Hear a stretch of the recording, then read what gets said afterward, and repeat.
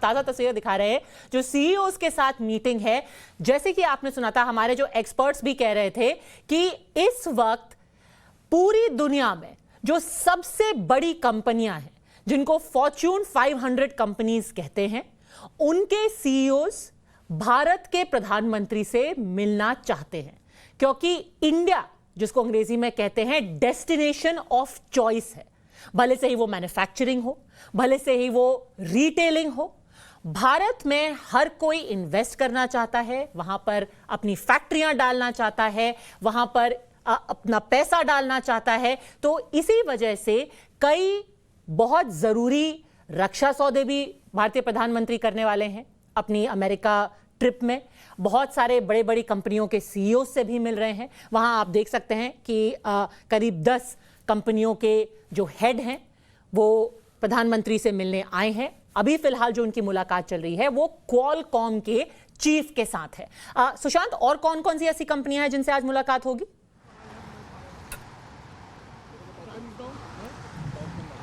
जो 6 बड़ी कंपनियां जिनका हम जिक्र कर रहे हैं पद्मजा, एक क्वालकॉम के सीईओ के साथ जैसा आप बता रही कि मीटिंग चल रही है, दूसरा एडोब है जिनके सीईओ के साथ मीटिंग होनी है, तीसरा जो जनरल एटॉमिक्स है उनके सीईओ के साथ है, जिनको लेकर डिफेंस में उनका बड़ा योगदान है, तो वो कंपनी भारत में कैसे निवेश कर सकती है इसको लेकर चर्चा होगी। साथ ही जो 2-3 और कंपनियां हैं उसमें फर्स्ट सोलर एक कंपनी है, और प्रधानमंत्री का जो विजन है सोलर ऊर्जा को लेकर, उसको लेकर वो चीज़ें होंगी। पीछे गाड़ी है तो वो ध्यान रखना होगा। हमारे कैमरा पर्सन जो है वो भावनाओं में बहकर गाड़ी के सामने आ रहे थे, तो उनको भी थोड़ा रोकना ज़रूरी है।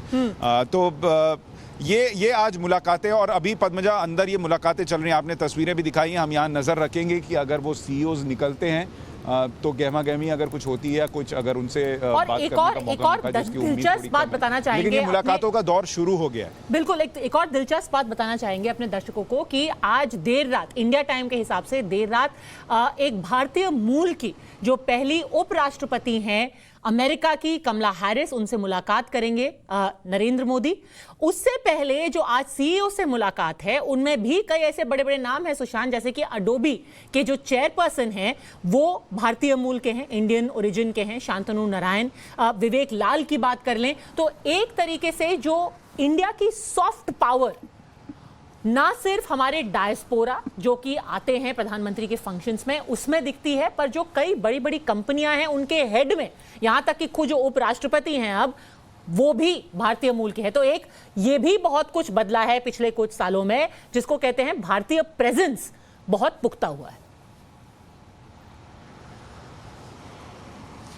पद्मजा, उसके तो एक बड़ा उदाहरण आपने अभी जस्ट देखा कि विकेश हो, एडविन हो, ये भी भारतीय हैं, और ये भी प्रधानमंत्री का जो पूरा काफिला है उसमें शामिल हैं। सिक्योरिटी में भारतीय शामिल हैं। एडोबी के से लेकर, और आप दूसरी क्वालकॉम की बात कर लें या दूसरी कंपनियों की बात कर लें, हर जगह भारतीय हैं। अमेरिका में सिलिकॉन वैली चले जाइए, वहाँ भारतीय हैं। मतलब भारतीयों के बिना दुनिया नहीं चल सकती, ये स्थिति स्पष्ट है। प्रधानमंत्री बस ये स्थापित करना चाह रहे हैं कि भारत के बिना भी दुनिया नहीं चल सकती। सिर्फ भारतीयों नहीं बल्कि भारत के बिना भी दुनिया नहीं चल सकती, और ये तस्वीर बदल रही है बहुत बड़े स्तर पर। लोगों को ये महसूस हो रहा है कि भारत वो जगह है। और आप देखिए ईज ऑफ डूइंग बिजनेस में भारत की रैंकिंग का सुधरना, जो प्रधानमंत्री आते हैं। पद्मजा, आप देखिए, हम लोग जब बात करते हैं अमूमन जो विपक्ष है वो ये कहता है प्रधानमंत्री यहाँ या कहीं और जाते हैं तो वो ये कहते हैं कि भारत में ये हो गया है, ये हो गया है, ये बदल गया, और उसको फिर ये कहा जाता है कि प्रधानमंत्री वहाँ जाकर अपने काम को बेच रहे होते हैं, अपनी मार्केटिंग करते हैं। पर उसको देखने का विजन सही यही है कि प्रधानमंत्री दरअसल दुनिया को यह बताने की कोशिश कर रहे होते हैं कि वो भारत नहीं है, वो पुराना भारत नहीं है जहां आने के पहले आप 10 बार सोचते थे। आपका कोई सहयोगी सलाह देता था कि लेट्स इन्वेस्ट इन इंडिया, और आप कहते थे इंडिया, आर यू श्योर, कितने दिक्कतें आएंगी, कितना पैसा देना पड़ेगा, क्या होगा।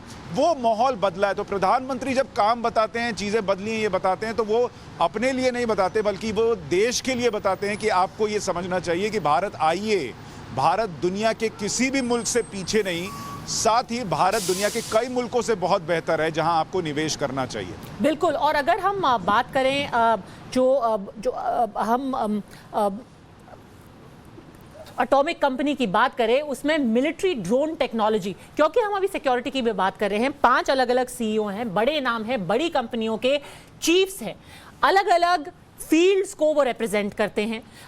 कहीं पे ड्रोन टेक्नोलॉजी की बात है, कहीं आईटी की बात है। आज एक और बहुत जरूरी डेवलपमेंट हुआ है, मेरे साथ बने रहिए सुशांत, क्योंकि एक और जरूरी डेवलपमेंट, एक तरफ आप दिखाइए विंडो में कि जो मीटिंग चल रही है, और दूसरी तरफ आज उड़ी में, जम्मू कश्मीर के उड़ी इलाके में, जब प्रधानमंत्री उन लोगों से मिल रहे हैं जिनसे हम ड्रोन खरीदने की डील कर सकते हैं इन्फिल्ट्रेशन रोकने के लिए, दूसरी तरफ लगातार कोशिश की जा रही है पाकिस्तान की तरफ से कि वो इन्फिल्ट्रेशन किसी भी तरीके से करे।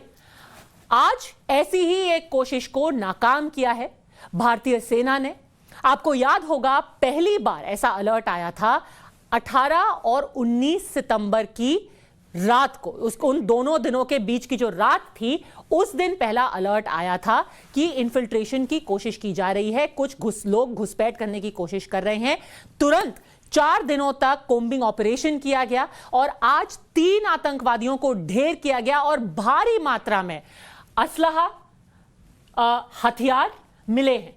क्या क्या हथियार बरामद किए गए हैं? 3 आतंकवादियों को मारा गया है, ये आप देख सकते हैं। 35,000 करेंसी मिली है। ये ना सिर्फ पाकिस्तानी करेंसी थी पर भारतीय करेंसी भी थी। 5 AK-47 राइफल, 70 से 80 grenade, under barrel grenade launcher जिसको UBGL कहते हैं, वहां आप देख सकते हैं अपने स्क्रीन पे, UBGL थी, ग्रेनेड थे, पिस्टल थी। ये पिस्टल बहुत दिलचस्प है क्योंकि हाल फिलहाल में जब भी घाटी में कोई जानलेवा हमला हुआ है, आपने देखा होगा कि क्लोज रेंज से आकर के पॉइंट ब्लैंक मारने, क्योंकि ये पिस्टल जो है, अब जो घाटी में आतंकवादी हैं, जम्मू कश्मीर में जो आतंकवादी हैं, पाकिस्तान ये कोशिश कर रहा है कि अपने होम ग्रोन आतंकवादियों को छोटी छोटी पिस्टल दी जाए, क्योंकि ये फिरन में आसानी से छुपाया जा सकता है, इसको जैकेट में आप छुपा करके जा सकते हैं, और क्लोज रेंज पर जो सिक्योरिटी फोर्सेस हैं उनके ऊपर ये पिस्टल के जरिए हमला किया जाता है। तो इसीलिए भारी मात्रा में पिस्टल भी लाने की कोशिश की जा रही थी। राइफल लाई गई, ग्रेनेड लाए गए, डेबिट क्रेडिट कार्ड। तो आप सोच सकते हैं किस तैयारी से इन आतंकवादियों को भेजा जा रहा था। जो सूत्रों से हमने बात की है वो ये बता रहे हैं कि इनका मकसद ना सिर्फ इन हथियारों को जम्मू कश्मीर के आतंकवादियों तक पहुंचाना था, पर यह भी था कि अगर कोई एनकाउंटर हो तो काफी वक्त तक चले। तो उनके साथ खाने पीने की सामग्री भी मौजूद थी, चॉकलेट थे, बिस्किट थे, सिगरेट के पैकेट थे। ये सब चीजें आज भारी मात्रा में बरामद की गई हैं। एक और बहुत जरूरी चीज, क्योंकि अभी तो बात हो रही है ट्रेड की, दूसरा बड़ा मुद्दा होगा सिक्योरिटी का, और सिक्योरिटी में सबसे प्रमुख होंगे 2 चीजें, जो अफगानिस्तान में हो रहा है और जो पाकिस्तान में हो रहा है। क्योंकि इस पूरे सिचुएशन का अगर सबसे ज्यादा कोई फायदा उठाने की कोशिश कर रहा है तो वो है पाकिस्तान। सुशांत।